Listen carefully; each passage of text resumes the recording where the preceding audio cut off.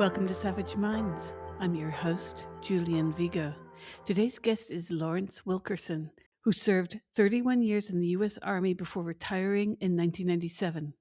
His last two military positions were Special Assistant to the Chairman of the U.S. Joint Chiefs of Staff under General Colin Powell and Director and Deputy Director of the U.S. Marine Corps War College at Quantico, Virginia. After retirement, Wilkerson served in a private capacity as an advisor to General Powell, and then in 2000, he joined the general at the U.S. Department of State, where he served on the policy planning staff from 2001 to 2002, and as Secretary Powell's Chief of Staff from 2002 to 2005. After leaving government service, Wilkerson taught national security affairs at both the George Washington University and as Distinguished Visiting Professor of Government at the College of William and Mary for 16 years.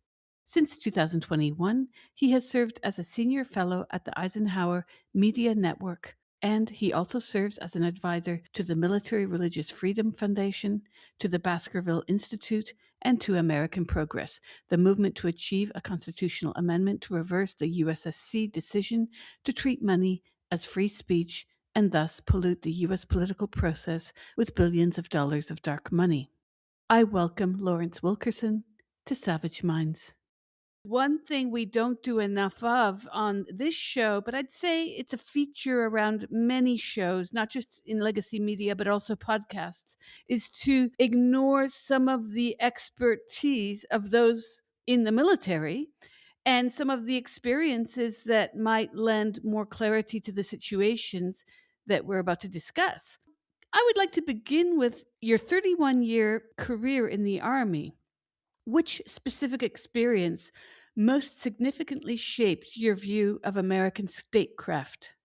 That's a big question because I had 31 years, as you indicated, and they range from what I would call the tactical to the operational to the geostrategic, geopolitical. And the last 12 years were in that latter realm. And I would have to say that those 12 years, for all practical and other purposes, really personal purposes, changed my entire view, my entire appreciation of the United States Armed Forces. In the beginning, Vietnam, probably my participation in that conflict probably shaped me more than any other experience. And then as I moved forward, I realized just how idiotic I had been to participate in that process. And that began to shape my thoughts and my study and my research.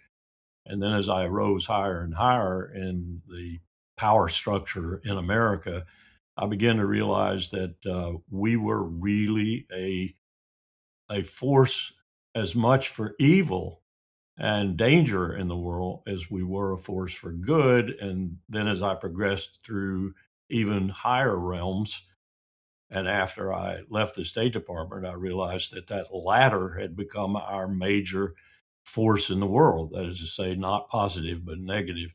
So it was a long time happening. You might say I was stupid, but it took a lot of research and a lot of experience and a lot of other people being exposed to me, like Colin Powell, to demonstrate to me that we were, as a nation, in deep trouble. And part of the reason was the military establishment. Well, regarding the 2003 UN presentation on Iraq, what is the single most important lesson you believe the U.S. intelligence community should have learned from that failure that we're now seeing rehashed? Well, I've taught for 16 years on two collegiate campuses, some very brilliant students, exceptional students in some cases, and they taught me as much as I taught them by far.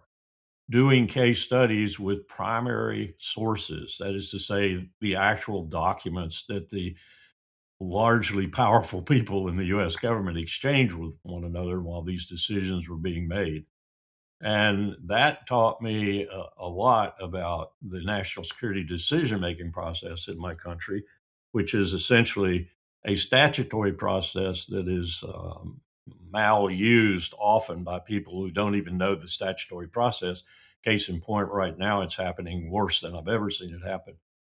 But essentially, what I learned in that process, largely from my students and their case studies, but my experience whetting their appetite, if you will, for presenting their case studies, I learned that the whole process has now been derailed, and never as significantly as it is derailed right now. So, in effect, the empire is making decisions. You could compare it to the 12 Caesars that Suetonius talked about, for example, between the assassination of Julius Caesar and Domitian. And some of those in there are, of course, Caligula and Nero. You could compare it to some of those situations in terms of abuse and misuse of power. And you could compare it to the fact that the Roman legions, increasingly mercenary over those years, and not featuring Roman soldiers really, but the people who served for 25 years and got, if they survived, a plot of land afterward and fought essentially as citizen soldiers. It became mercenaries mostly. And that's where we are today. I know that's a difficult analogy to make, but it's not for me because I've studied that time period. For example, Mary Beard's new book, The 12 Caesars, based on Suetonius's work on the 12 Caesars between Julius and Domitian. And you see so many similarities. You see the Epstein files. I mean that sincerely. You see them magnified with certain Caesars in that period, beyond even what I think they probably are today. And you see the decay of empire. You see what imperial power does to people, to leaders, to countries, no matter how they are originally composed. It destroys them. And for example, having the world's transactional currency has put us in $40 trillion of aggregate debt, upon which we are now paying $1 trillion US annually in interest payments, and soon we'll be paying $2 trillion. So it's been a process of learning that's led me to the point that I'm at today, which is I despair for my country, the republic certainly, and I despair for the empire too, because there was no reason we had to go down this road other than essentially money, criminal activity, bad leadership. The black economy in the world today, for example, is about $7 trillion. It includes trafficking in people, especially women and children, trafficking in organs, where Israel leads the way, automobile theft, illicit drugs, of course. And this is the component that principally many of our banks, knowledgeably sometimes, wittingly sometimes, participate in. So we have become an arbiter of crime, an arbiter of war, an arbiter of injustice. And ultimately, we have discarded everything that came out of the Nuremberg trials, out of the Geneva Conventions, out of the UN creation. We've discarded it, we've destroyed it. And that's going to hurt the world for a long time to come. Yes, and hurt our own country as well, because Yes, yes, we have a industry in Hollywood which produces films that portray us as the good guys. yes. And your service in Vietnam, you saw things that many people listening to us right now are too young to have even heard about. They might have seen it depicted in Oliver Stone's Platoon or any of those films from the 80s, when it was the 80s when we started as a country to get our heads around what happened in Vietnam. And yet you've been there in the thick of it during Iraq too. In fact, in previous interviews, you've mentioned the cabal, including Vice President Dick Cheney, Donald Rumsfeld. How did their influence specifically bypass traditional State Department channels such that we have people wanting to enter into the armed forces, and these are the types of people in whose hands they're placing their lives? That's a good question. It has a lot. It has a lot of ramifications to any kind of answer I could give. Um, what happened post Cold War end was not necessary. H.W. Bush, the president at that time, unfortunately only one term, no matter what you might think of him, was first and foremost a quintessential diplomat. He dealt with Francois Mitterrand, with Helmut Kohl, with Mikhail Gorbachev, with Edward Shevardnadze, with John Major and Maggie Thatcher, in a way that probably only the very finest diplomats America has ever produced, and that goes all the way back to Jefferson as Secretary of State, did.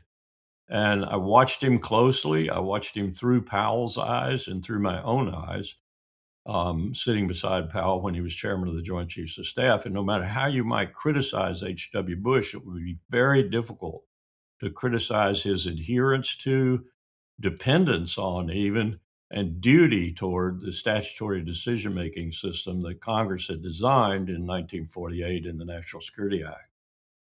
That man was defeated, and he was defeated by a number of forces, most visible and most powerful of which was Israel and AIPAC, the Israeli lobby in America. They did not like the fact that at the end of the first Gulf War, which was ordained and blessed by the United Nations and put over 600,000 troops in the field from Syria, from France, from Britain, from America, from Turkey, and essentially did what the UN mandate demanded it do, which was to force Saddam Hussein's army out of Kuwait, and stopped, as the UN mandate demanded also, was the end of what you might call decent diplomacy and action by the empire. And that led to, when he was defeated, a neophyte, inexperienced president, William Jefferson Clinton, who was essentially without any national security bona fides whatsoever. First huge mistake of the empire, but aided and abetted by Israel mightily. And that started a series of presidents, and I mean them all, from that president, William Jefferson Clinton, all the way through Barack Obama and Donald Trump, Joe Biden included, who didn't know what they were doing, or in Biden's case, were demented in the truest sense of that word for at least part of their administration, and let people like Anthony Blinken and Jake Sullivan, working for Tel Aviv, Jerusalem, take over. So we have been, ever since we adumbrated and ruined our opportunity at the end of the Cold War, an opportunity that George H.W. Bush put in motion to have a rapprochement with the Soviet Union / Russia, and therefore to have a much more, shall we say, tranquil relationship with Europe, and Europe with Moscow at the same time, a better relationship with China, whom George H.W. Bush knew quite well, having been really our first titular ambassador there too. We ruined it. We broke all our promises, and we started a campaign to bring more and more countries into NATO, which made NATO feckless. How can you have an alliance of 30 countries with Article 5 and expect it to last? It contaminated the European Union. It made a mess of the transatlantic link, and we're now seeing the results of all of that. So we transitioned from being relatively sensible in the last part of the Bush administration, up to 1994, with the election of Clinton and then 9/11, and that elixir for these people who wanted to do things for Israel, because that's what it was all for. That set us on a course of action, and as a series of courses of action that are incredibly damaging to the world and to us. And now we have the ultimate Caligula, Nero, pick your Roman emperor who didn't know what the hell he was doing, or did know what he was doing, and it was all about money and pleasure and decadence and so forth. And that's what we've got now. I think it's even worse than that, because we have a man who is probably, as I think it was the Wall Street Journal pointed out, for his family, through the presidency, made $200 billion US for them and for himself, while being the president, the biggest grifter in the history of the world, probably. And at the same time has led us now into a war of choice, which is going to prove an utter disaster, not just for the empire, but also for a large portion of the globe, and might well lead to not just a region-wide conflict, which it is rapidly becoming already, but also a world war or a global conflict. And it might even lead to the use of nuclear weapons. So we have a disaster at our hands right now. Haaretz, one of the few, if not the only newspaper in Israel left that Bibi Netanyahu doesn't own and control, ran a headline just 2 days ago that said all Iran has to do in this war is not lose, to win. What the American empire and Israel have to do is achieve a glorious victory. So you can figure out what's going to happen with that. Yes, there are, in fact, experts who have stated that we are already in a third world war. Some have located Ukraine as the beginning of this, then Gaza. We're seeing, in fact, some very bad decision making all around. I agree with you, what you said about the presidencies post Bush. Clinton was almost the beginning of the end for many experts in political theory. He, like Tony Blair, shape-shifted, quote unquote, leftist, but not really leftist, but liberal speak into something looking much more aggressive, much more hawkish. And he did that in finance and in the economic measures he took too. I mean, getting rid of Glass-Steagall, for example, the last vestige of Franklin Roosevelt's checks on what was a monopolistic, predatory capitalist system, turned it back into exactly that, a monopolistic, predatory capitalist system. And now we lead the world in that respect. And that is one of the most damaging, ultimately dangerous economic systems, especially to the global south and other people in the world who don't have it in the world. We are the world's beast right now. Many people have been asking how we could have gone to war against Iran. There was no congressional declaration of war, but there hasn't been a declaration of war since we entered World War II. And even the Korean War was never formally declared a war by the US Congress. It was famously termed a police action by then President Harry S. Truman. So, as someone who spent most of his career, if not much of your life, in the military, how do the enlisted regard this? Since officers have generally, and I think today, always have to finish university studies, but the enlisted, these are people coming from, I think 44% of the military comes from the South. These are people who come from poorer backgrounds. They believe in their country. And they're going to these quote unquote wars that are neither declared. And as you experienced with your work during Colin Powell's tenure, at great risk to truth, to historical accuracy, the whole WMD fiasco. How do you square this where we're today just going to war willy nilly and we've left the actual decision making in the hands of elected leaders to guide us? You can't square it, and I won't pretend to be able to square it, but I can explain it to a great degree, I think, more so than probably most people. I entered the Army as an enlisted man, and I served as an enlisted man all the way up to the rank of E5. So I know a little bit of what I speak when I talk about enlisted men and women now, increasingly. And I've stayed in touch, of course, during my 31 years in the Army, but I've also stayed in touch afterwards. And there are a number of developments right now that are very concerning with regard to the armed forces and those ranks. The most prominent that I'm monitoring right now is the infection of those ranks, infection as in like a disease, with what I call Christian nationalism, or this absolutely unholy, and that's the right adjective, alliance between Zionist Christians and Zionist, ultra Zionist Jews.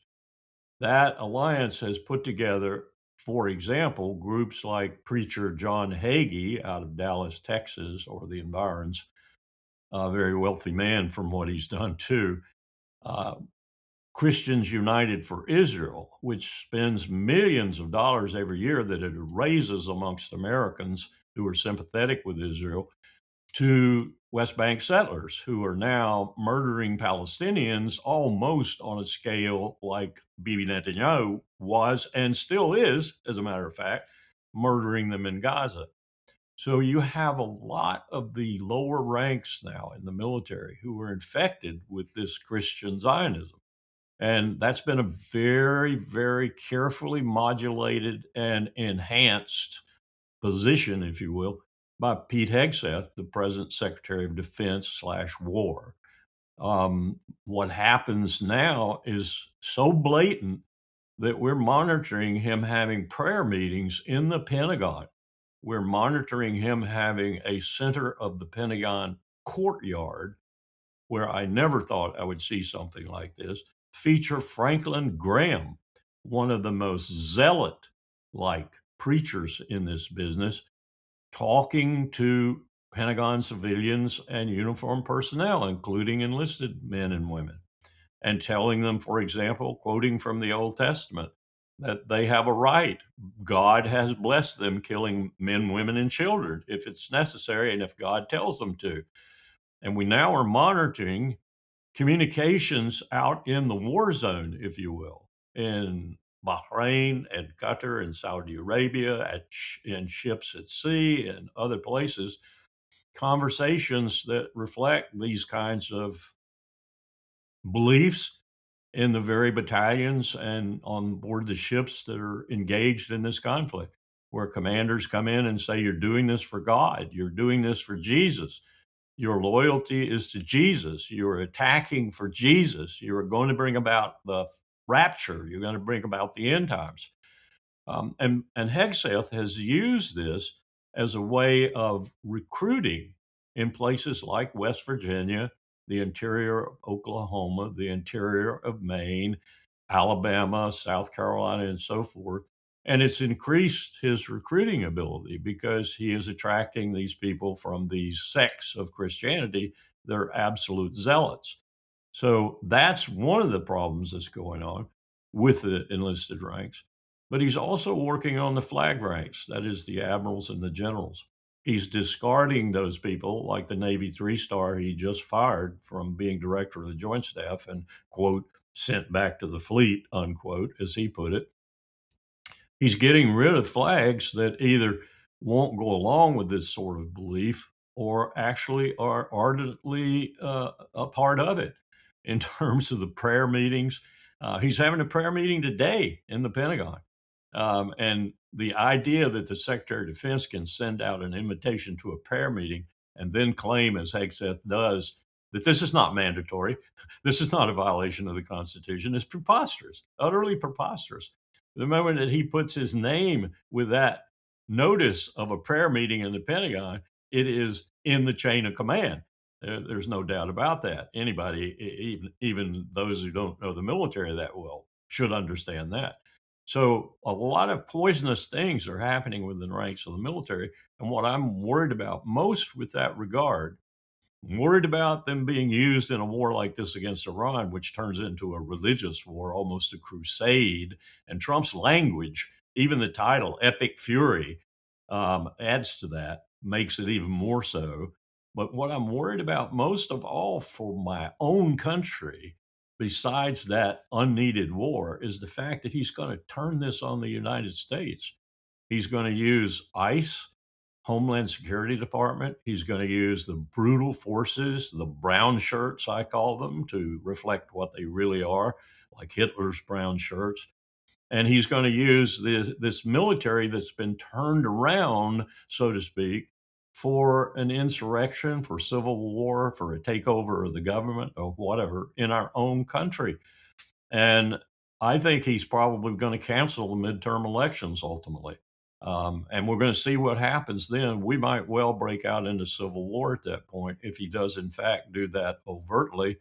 And if Johnson, the Speaker in the House, and Thune, the Majority Leader in the Senate, go along with it, we might actually have a civil war in this country again. I could see it happening. So these are all dangerous, very dangerous things that Hegseth and Trump and Rubio and the rest of the gang are involved in right now and using the military.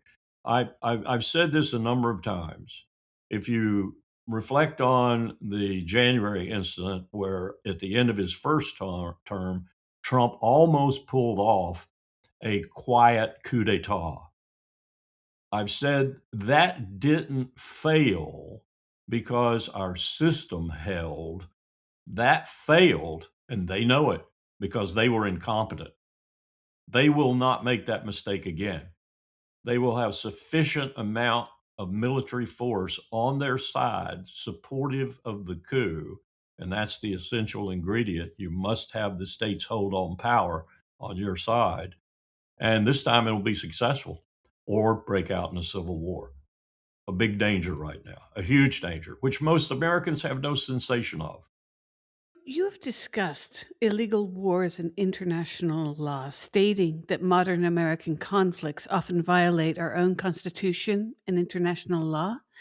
At what point does a soldier's duty to obey orders conflict with their duty to uphold the Constitution in what is really an illegal war? That's one of the biggest reasons I think Hegseth and others like him are working on this Christian nationalism business, because one of the mantras of this group, its most outspoken and, you might say, terroristic type group, is that the oath of the soldier, officer and enlisted, should be to Jesus, not to the Constitution. They have actually put chaplains in the armed forces who advocate that position.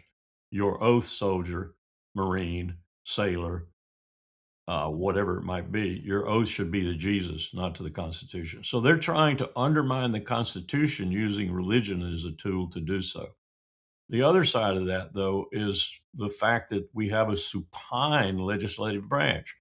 If you look at Madison's deliberations and others who were there at the beginning about the Constitution and about security in particular, you'll see that Madison was adamant that security, whether it was with a big S or a little s, belonged to the people and to their representatives, not to the federal government.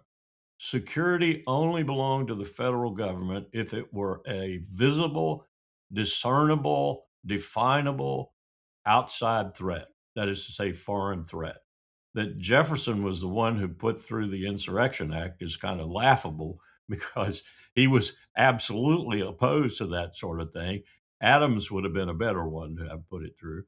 But that was sort of a bow to the fact that, okay, the executive should have an ability to take care of a fifth column or whatever. But that was it. Now the federal government is in our cities enforcing state and city and federal law and killing people who do nothing more than protest. This is a complete violation of what the founders thought and believed, and certainly Madison, the main architect of the Constitution, believed. He said it over and over again. Security belongs to the people and to their representatives in the Congress, not to the executive branch. The surest way to jeopardize the republic is to give that function, whether external in wars that aren't constitutional or internal in terms of federal enforcement of law and so forth. That is a violation of the Constitution. And we just done it to the nth degree now and violated everything Madison and the Constitution stood for. As flawed as it was a start. It had as Jefferson said, it had the mortal sin of slavery in it. It condoned slavery. And both Jefferson and Adams, when they had reconciled after their bitter separation, at the end of their life, they died on the same day. At the end of their life, they were exchanging letters saying, be lucky if the Republic outlasted their century, which at that time was the 19th, of course. They thought probably the thing would be slavery, and it almost was. We fought a civil war that killed a lot of Americans. But I think they also thought that democracy in and of itself had shown throughout its limited experience in the world, whether the really different kind of democracy Athens had or even the democracy Britain had, had shown that it couldn't last, that the people could not keep up with their responsibilities to the extent that they could keep those who were interested in power from eventually triumphing. And I think they were right. And that's where we are right now. Indeed, we're in a very strange position where people are seeing images of Iranian towns that look much like their own being bombarded. They were sold this idea of it's somehow like Afghanistan, where no, these are very different countries, even if they share a language. Given your experience within the administration and your relationship to Colin Powell, what similarities do you see? Because, okay, we're not waterboarding people, but there seems to be this kind of slowly boiling frog that is used where Americans are sold on this idea of we're freeing the women of Afghanistan, we're getting back at the people who caused 9/11 on the one hand, and then today, we're being sold this kind of fake pretext for going to war with Iran, who has done nothing to us. Do you see a lot of similarities between what happened over the WMD and the waterboarding era to today? I do. I think it started with my president, as it were, George W. Bush, first time in American history. Now, let me back up. We had tortured people. There's no question about it. My study shows we've tortured people probably in almost every war we've ever been in, with the exception of the war that started us off, because Washington made it clear. And he's the only commander that really did, in the visceral terms he did, that he wanted no such action in the Continental Army. And the reason he did that was practical as well as ethical. Practical because the British were the just horrible torturers. They knew every fashion and form of torture on ship, on land, wherever it might be. They knew how to torture. And Washington said to Hamilton, and Hamilton promulgated it, essentially, look, we have to differentiate ourselves from our foe. Our only weapon, really, is our ability to keep them at bay and to ultimately bring them to a decisive battle. And he knew he needed the French to do that, and it did turn out that way. But we cannot contaminate this struggle, as much as it is based on ideals, with torture. And so he made it an absolute, no in the Continental Army not to torture. Ever since that time, with creeping danger, we have tortured. Okay, we've tortured in the military. I saw it in Vietnam, I saw it in other places, but we have never, in our short history as a nation, we have never had a president make torture official from the Oval Office. George W. Bush did that. So, in many respects, you can say that's where the unraveling of the little bit of ethical portion we had in our being began with George W. Bush. So, you can track, and my students have done that. You can track the beginning of the end of Washington's views, for example, in a visceral sort of way at the highest levels with that, with 9/11, George Bush's reaction, with the Patriot Act and all the things that went along with it, including spying on Americans, violative of the Constitution, and so forth. And you can see it deepening with every president after that. For example, President Obama violated many of the things that we, Colin Powell and his lawyer, William Taft, told President Bush would be very hard to undo and would be violative of the Constitution. President Obama doubled down on them, or in some cases, like drone strikes, he tripled down on them. He was the first president to kill an American citizen with a drone, not without any due process whatsoever. And it's been going on ever since. Biden, Blinken, and Sullivan were terrible at doing things like that. Once you let the cat out of the bag like that, it's very difficult to put it back in. And it becomes an elixir of your use of power, and you're very reluctant to turn it out. And you're worried about accountability only the first time you do it. Once you've been proven unaccountable, that is to say, the Congress took no action, the courts took no action, and you got away with it. Think the CIA and torture, John McCain giving them a legislative out, passing a law that said, yes, the military won't torture anymore, but we'll forgive the agency, meaning you want to do it again, feel free. John McCain did that. You can't reverse this. Once you've gone down that road, it's almost impossible to reverse it. The elixir of that special power is just too great. And the fact you weren't held accountable at all tells you can do it again and again and again. That's where we are now. You're listening to Savage Minds, and we hope you're enjoying the show. Please consider subscribing. We don't accept any money from corporate or commercial sponsors, and we depend upon listeners and readers just like you. Now, back to our show. You saw Colin Powell struggle with the decision to go to war in Iraq. Did you have any kind of input into that decision-making process? I did to an extent, but I won't claim that I had a great process in it. My most disgusting contribution, looking back on it, was that I didn't look George Tenet in the face one day in those 7 days. George Tenet was the director of the Central Intelligence Agency, but really in that capacity, sitting next to me, preparing Powell for the UN presentation, he was the director of Central Intelligence. We didn't have a DNI at that time. We didn't have a director of national intelligence. That would be a later amendment to the law. We had a DCI, director of Central Intelligence, who was also head of the CIA. And Tenet had done what many had done in the past. He became the DCI while he made his deputy really run the CIA, John McLaughlin. So sitting in that room looking at George Tenet, I should have, and I realized this at least maybe in the first month after the presentation, I realized this. I should have told him essentially, F you, I'm out of here. I'm not doing this anymore. I quit. And I should have told my boss the same thing. I didn't. And like most people who think they're indispensable and their replacement will be even worse, that's what I thought. And I wanted to help Powell and protect him as much as I could.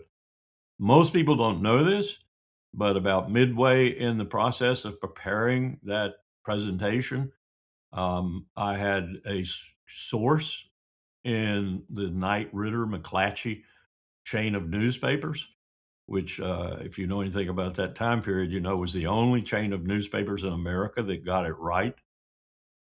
People like Strobel and other reporters, they got it right. They said Iraq doesn't have any weapons of mass destruction. Well, one of the reasons they got it right was because I was giving them information. So I was at least doing something to counter my crime on the other side. But I regret the fact that Powell didn't leave. And I regret the fact that I didn't leave. I think he was regretful too at the end, but he was right when he said, if I leave, someone else will come. And I knew who that someone else was. That someone else was Condoleezza Rice, the national security advisor, who was just as bloodthirsty, as not more so, as Dick Cheney, the vice president. So her becoming Secretary of State after Powell left just proved I was right. She wanted that job so badly that she was lusting for Powell to leave. Had he left, she would have flowed right into that job. And Powell's prognosis would have been correct. It would have been worse than him being there because his being there did attenuate some of the things. It made possible the first Iraqi elections, for example, in late January, early February, that were very successful. One of the few successes that Jerry Bremer had in Iraq. Iraqis turned out in great numbers and voted. I remember them holding up their fingers with purple ink on it and smiling and thinking, we have participated in democracy. Of course, we turned it into a mess after that. And Al Qaeda and the Republican Guard helped, of course, but we made the mess because we didn't send enough troops to keep Al Qaeda and the Republican Guard from doing that. So I wish I'd left. I really do. I look back now, and I'll tell you, I have a card. I have a card from Colin Powell, which he walked into my office. We had adjoining offices. He walked into my office and he handed me one of his cards that had his embossed flag as Secretary of State and the title on it. Note cards they were. And he wrote on it, LW, you were at the center of it all. Thank you very much, old man. Signed, CP. I took that card and flipped it over, and I got it right now. I wrote on the back of it, I am going to hold on to this to remind me of my failure until I die. It's a very hard position for anyone in the military. I can only imagine to have the weight of having to answer to people with much greater powers. And yet you're there as like the consigliere of many people. To what degree was your input completely dismissed because there was already a predestined plan to make war with these countries? Frankly, it was sadder than that. Most of the time, when I weighed in with a dissenting point of view, Powell was in agreement. That made it doubly hard to take, triply hard to take, because I knew that his disagreement, his coincidence with my own views, if you will, was heartfelt. I'd been with him for a long time, all through his chairman of the Joint Chiefs of Staff period, really through the years intervening when I was director of the Marine Corps War College, because we stayed in communications. He came to the college and lectured and such. And then I worked for him personally as a private citizen for 3 years before we went to the State Department, and then 4 years at the State Department. I knew how he felt, and he knew how I felt. What we both knew was that he was outgunned. And what disturbed him to the maximum degree was he realized by the third year, and he should have realized earlier, and so should I, he was being beaten by a combination of powers that were insurmountable. The Secretary of Defense, the Vice President of the United States, who was really acting as president for national security decisions, and the National Security Advisor. On more often than not, the President of the United States, who feared Powell from the perspective Karl Rove put in his ear, his political advisor, almost weekly. Your most deadly opponent in the 2004 elections is going to be the man sitting over at Foggy Bottom, the Secretary of State. And George W. Bush, I think, believed him. He thought Powell was going to run against him in 2004 and eliminate for him the one thing that truly mattered to George W. Bush in a political sense, and that was to outdo his daddy and be elected for a second term, which he achieved.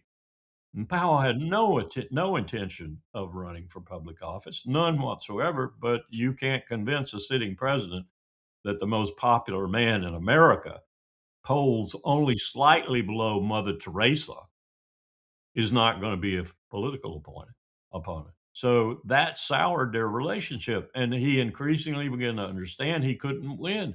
He simply couldn't win. And I became to understand that too in a lower level sense, but I saw it from below up that he couldn't win either. And I saw often that he was his own worst enemy because he convinced himself when he would go into National Security Council meetings on really serious subjects that he could, that he was as talented as anybody sitting around the table, and to hell if it was 4-1 or 3-1 or whatever, he was going to triumph. And he got beaten and beaten and beaten. The only thing he won on, and this gave him some euphoria that he could spread over the other issues, he won on China. George W. Bush would not allow the vice president and the secretary of defense and the security advisor, Condoleezza Rice, to start a war with China. Cheney wanted a new Cold War, and he would have taken a hot version if he had to over Taiwan to get it going. And we worked assiduously every single week to prevent that from happening, and we were successful. And we were successful ultimately in 2004 when the president of the United States publicly rebuked the then president of Taiwan, Chen Shui-bian, when he came out and said publicly he was going to ask for a referendum for independence, which Beijing said, red line, we will destroy you if you do that. And Powell got the president to do that, much to the chagrin of Cheney and Rumsfeld. So he had the president on that one issue, but it was basically because the president understood he didn't want a war with China. And he also didn't want to ruin the economic relationship between Washington and Beijing at that time. Now, Trump has pretty much done that. So it was a very sad time, When we left the State Department in January of 2005, we were not talking. When the second war in Iraq took off, I and many others, and I'm politically on the left, but I was alarmed because I was thinking Muhammad Atta did not come from either Afghanistan or Iraq. Yeah. I was working on a project, ironically, that was very related to some of George W. Bush's policies regarding special registration. And I remember in one of the interviews I was conducting in New York City that someone in a very high position told me to close the door and turn off my recorder, which I did. And he said to me, "Don't you think it's odd that Muhammad Atta's passport was found on the streets in completely perfect condition?" A lot of people were asking what the truth was of 9/11, if not what I observed, that none of these people had anything to do with Afghanistan or Iraq. Was there talk at the higher levels about this kind of incoherence that the people were seeing? And I'm sure they watched some independent media. You had Democracy Now! Pointing this out daily. I've been besieged and am still being besieged to a certain extent by theories.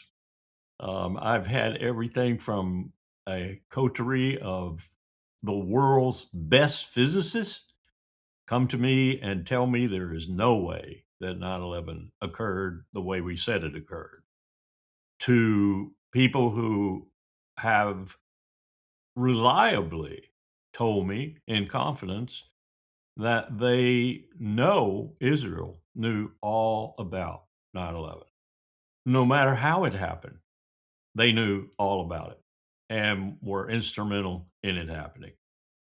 I've also had people come to me whom I've learned to trust over the years, both from the royal family in Saudi Arabia and outside it, but know Saudi Arabia really well, and tell me that the Saudi royal family was not all of them, but several of them were very much involved in financing the operation. So you're talking to an individual who's heard it all pretty much. I don't know what to believe. I don't know who did what to whom. What I saw was a telescopic view, which is what anybody in the administration of the day sees, really. You don't see a wide vista, you see from your position. If you have a wide array of networks in the you have a network in the administration, particularly in the intelligence community, you can widen that aperture somewhat, but not a great deal. So what I saw, and probably would say I at least 70% believe today, was one, the Saudis were involved. I don't know exactly which ones, but maybe if I took a minute or two, I could name a few. The Israelis were involved, Mossad in particular. I don't know exactly how, but I'm convinced they were involved. And I'm convinced, secondarily, that not only Israelis, but also certain Israelis, made a lot of money off the stock market based on their knowledge that the attacks were coming and that they had a reasonable chance of success. I also saw, again through another telescope, into the Al Qaeda cell at the Central Intelligence Agency and its counterpart at the Federal Bureau of Investigation, the FBI. And I saw this colossal mistake caused by competition between those two entities, with the FBI increasingly overseas now, but really with no jurisdiction except specially designated, like where they're in our embassies and things, for overseas action. And the CIA having that portfolio, if you will. I saw what happened because of that. I saw the CIA eager to recruit for the first time in its long period of dealing with Al Qaeda, someone from the inside of Al Qaeda. They wanted an informant, they wanted someone very close to bin Laden. So one of the attackers, if not two, were targets of the CIA, and they were targets that they were telling themselves were vulnerable. They could get one of them at least.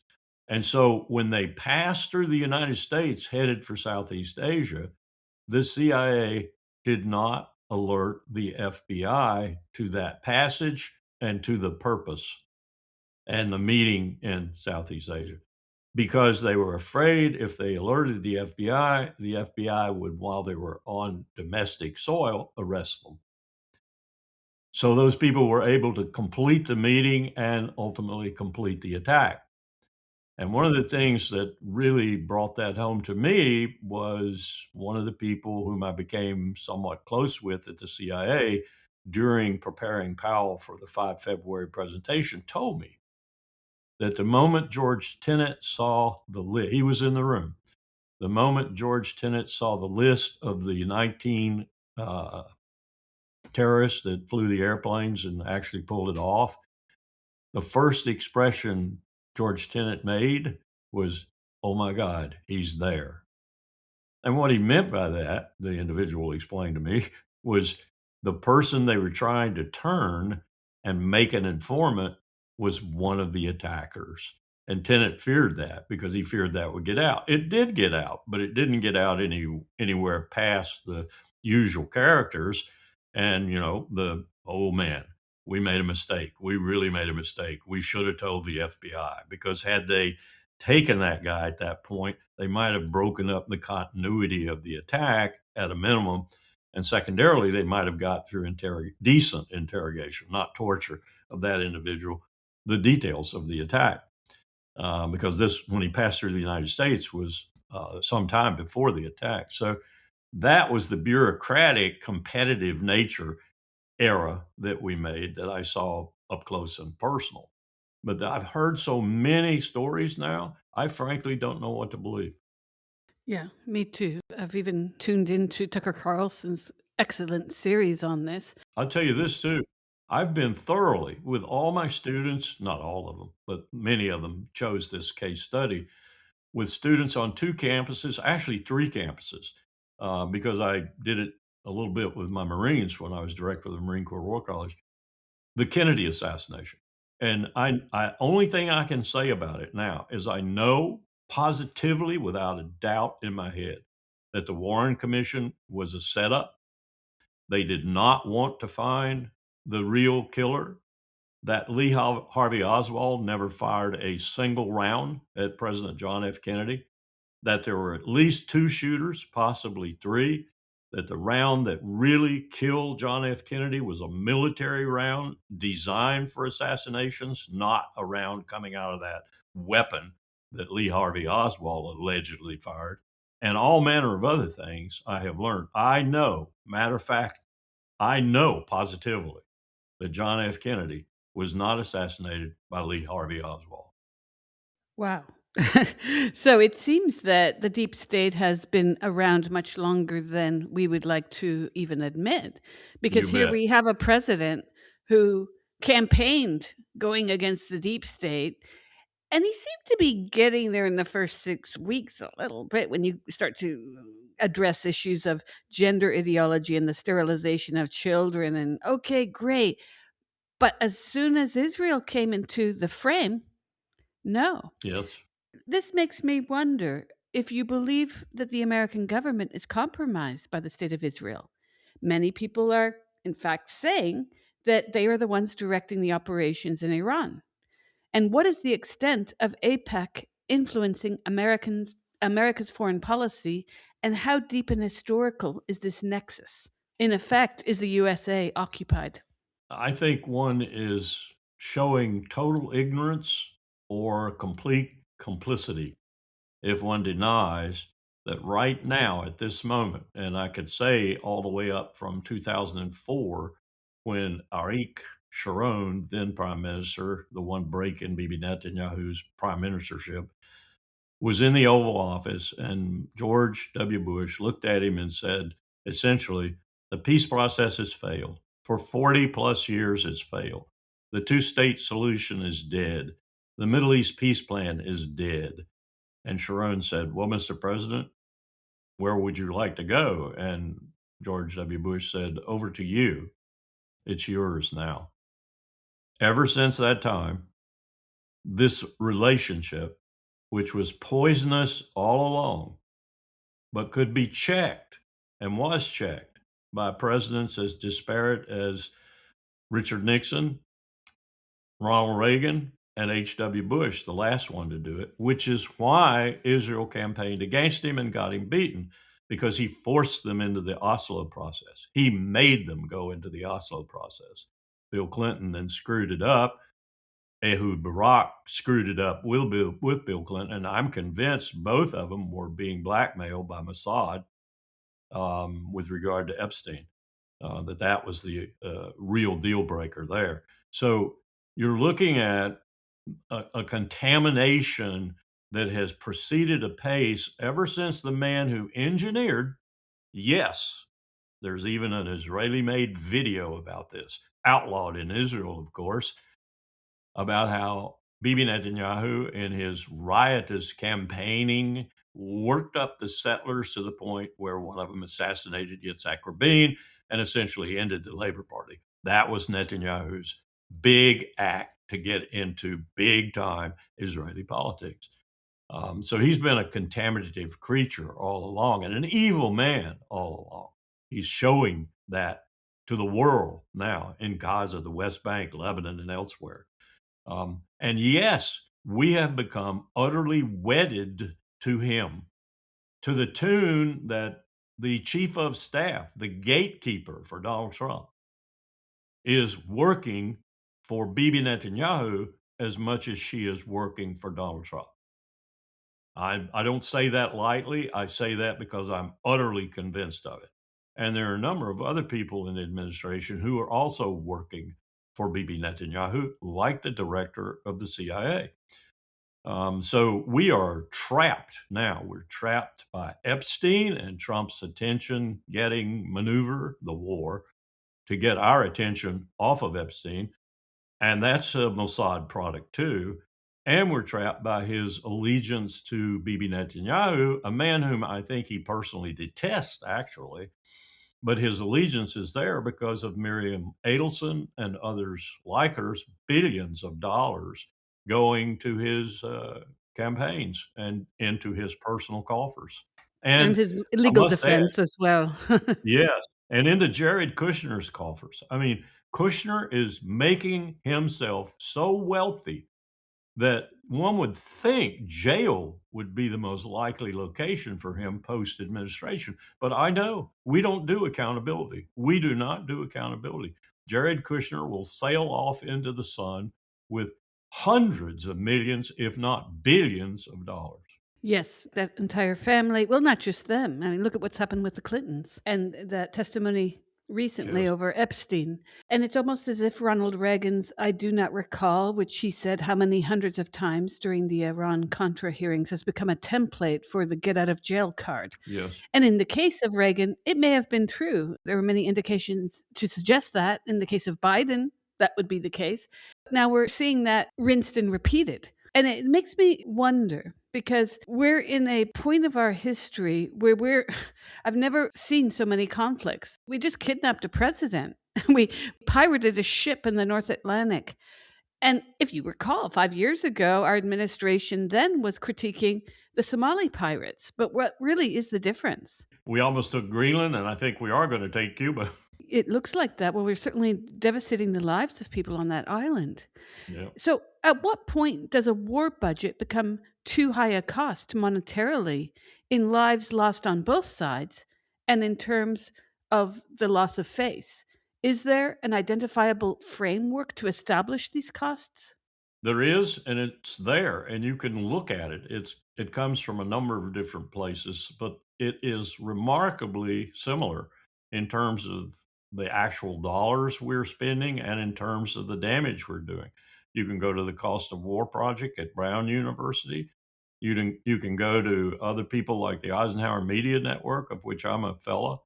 You can go to almost any of the groups, David Vine's group, for example, trying to close military bases overseas, of which we now have above 750, and are causing such problems as, for example, in Italy, where we just countermanded a lot of Italian interest in order to build new facilities. And those facilities aren't to support NATO, they're to support Israel and Southwest Asia. We have created enormous problems within the NATO alliance with that regard, which is one reason why I think Trump is treating it so cavalierly. Um, you can find what this is costing us in real terms very easily, but get that out to the American people in real terms that they will grapple with and try to understand is almost impossible. First, because of their colossal ignorance, and second, because of their disbelief. And if you're talking about the core of Trump's group, the MAGA group, so to speak, they think you're lying to them because they don't think that their hero could be quite so bad. Now that's changing. As you may have seen the polls, for example, for this war and the commensurate polls for support of MAGA as MAGA, from MAGA people, traditionally MAGA people, is falling, plummeting fast. This is the most unpopular war that America has ever had from its inception in its history. This is incredible. I mean, you're talking about at the very moment we started dropping bombs, less than a third of Americans of all ilks, political and otherwise, supporting this war. And there are various reasons for it. Some of them are economic. Some of them are they just don't like what's happening. They don't like Israel being the arbiter of American decision making. And increasingly, they're coming to realize that's the case. But they don't support this war. And that's going to add to the fuel I described earlier with Trump wanting to maintain his presidency and being unable to do so by constitutional means. So he's going to go to non constitutional means, read a coup d'etat with a portion of the military on his side. And if it's just a portion, the question becomes, and this is my central question with regard to this issue, what's the other part of the military going to do? Are we going to have a civil war that includes the military having two different sides? Look at what's happening right now in several states, Vermont leading the way, as you might imagine. They're trying to figure out how to constitutionally, that is, their state constitutions, say that the National Guard in their state, which, for example, Vermont right now is flying F 35s in this war, can be restricted statewide from participating in federal actions like this one. There are 7 or 8 other states looking at Vermont and thinking about doing the same thing. This is the beginning of what could be a really bitter civil war.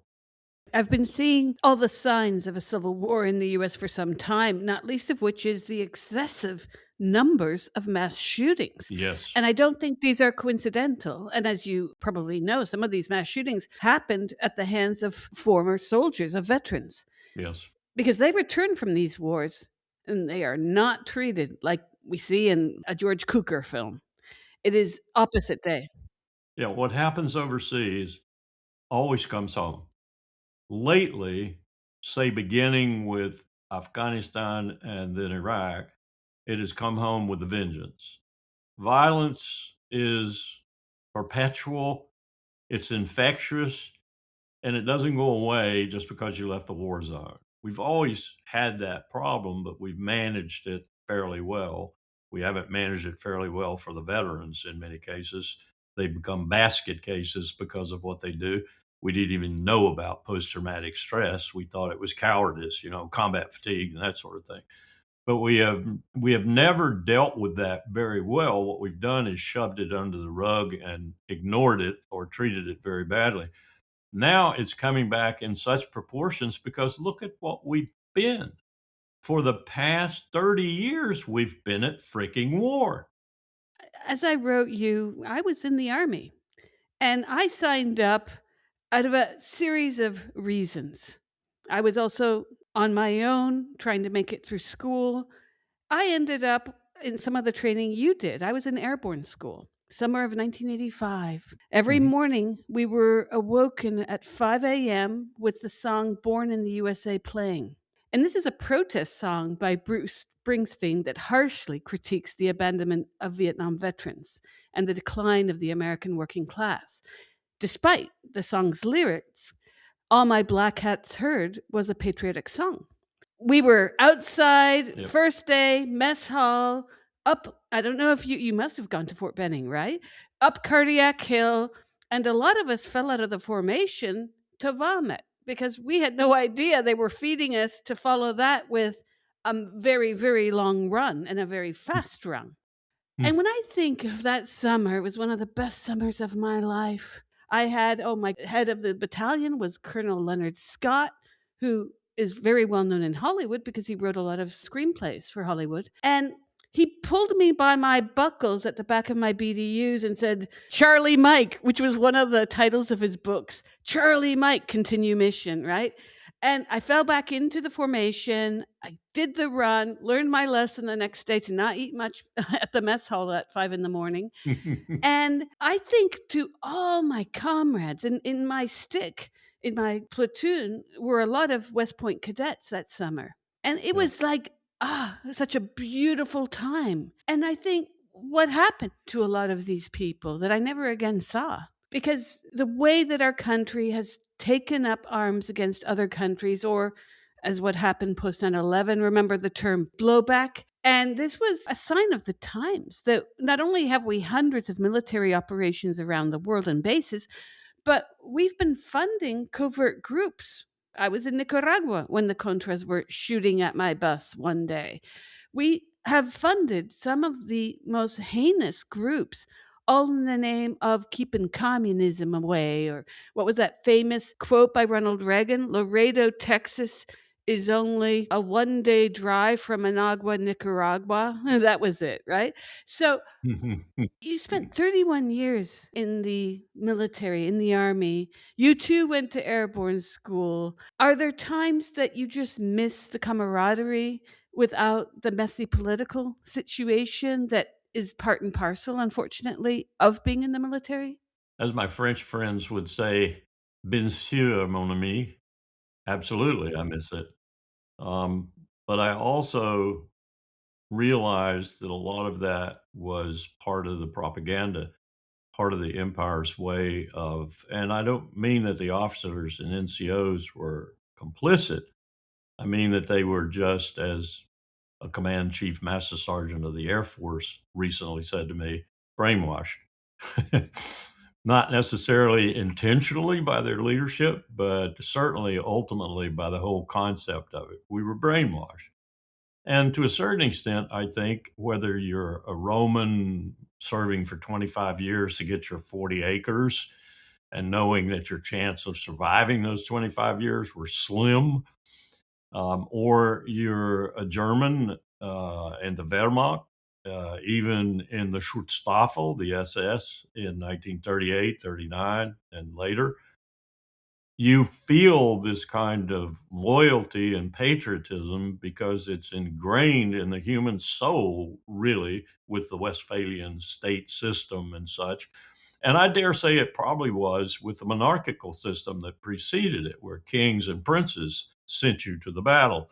You were brainwashed. Very simply, you were brainwashed. You were brainwashed by the king or the prince or the baron, or you were brainwashed by the government. And Jefferson's experiment, Washington's experiment, did not change that in any visceral sort of way. it's still the way you get men and women now increasingly to fight. I think that's the worst thing we've done lately. I don't fault women for wanting to be equal, but I thought women would come into the military and attenuate some of this brainwashing somewhat. One, because women are smarter. I've learned that in my 81 years on this earth. And women are what I would call generally softer in the way they look at things and more reasonable in the way they look at things. Instead, what we've done is make women hard, in my view. The men are still those who arbitrate. And so what we've done is made a whole bunch of hard women instead of softening the men. Now, that's not a comment against women in the military. We wouldn't have a military if it weren't for women these days because they enlist much more readily than men do. But it is a comment on the direction that you're talking about. That is to say, we are all brainwashed.